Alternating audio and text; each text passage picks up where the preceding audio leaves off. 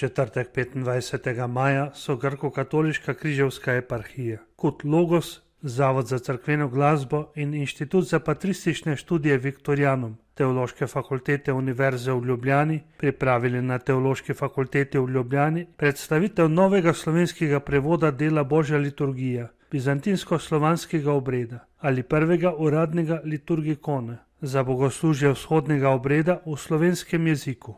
Božja liturgija v svojih dveh oblikah, svetega Janeza Zlatoustega in svetega Bazilija Velikega, velja za enega temeljnih besedil vzhodno-krščanskega izročila. Novi celoviti prevod je prvi, ki je odobren strani pristojne avtoritete, dikasterija za vzhodne cerkve in z blagoslovom križevskega vladika monsinjorja Milana Stipiča. Prevod je nastal s sodelovanjem različnih strokovnjakov ter želi prispevati k študijski in praktični rabi liturgične dediščine z edinstvenim ekumenskim potencialom.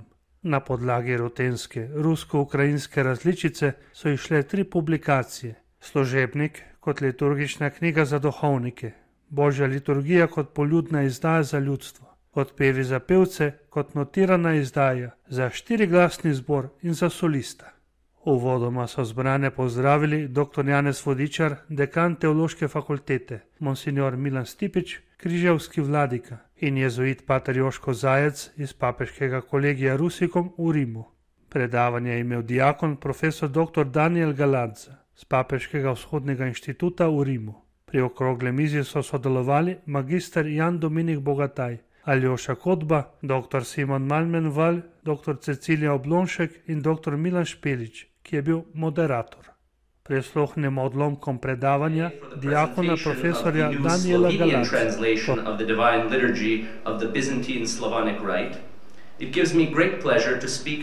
Smo danes zbrani na predstavitvi novega slovenskega prevoda Božje liturgije bizantinsko-slovanskega obreda. Mi je v veliko veselje, da lahko spregovorim o bizantinski liturgični tradiciji ter njenih besedilih in kontekstih, tako preteklih kot sedanjih, starodavnih in vedno novih.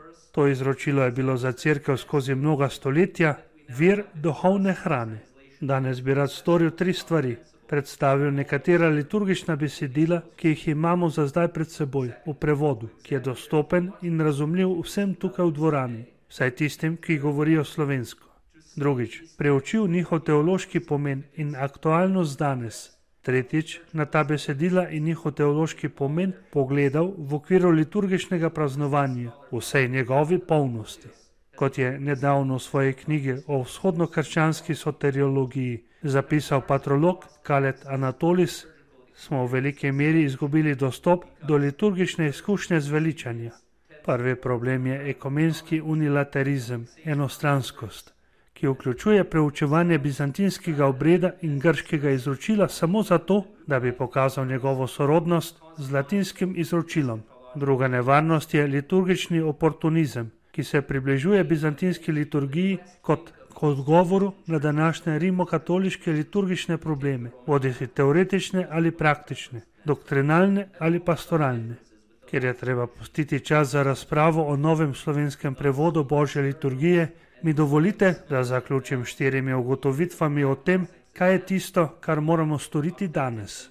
Prvič, pregled molitev predsedujočega o bizantinski božanski liturgiji in njihov zgodovinski kontekst kažeta, da se je bizantinska teologija sprva manj ukvarjala z natančnim trenutkom evharistične posvetitve.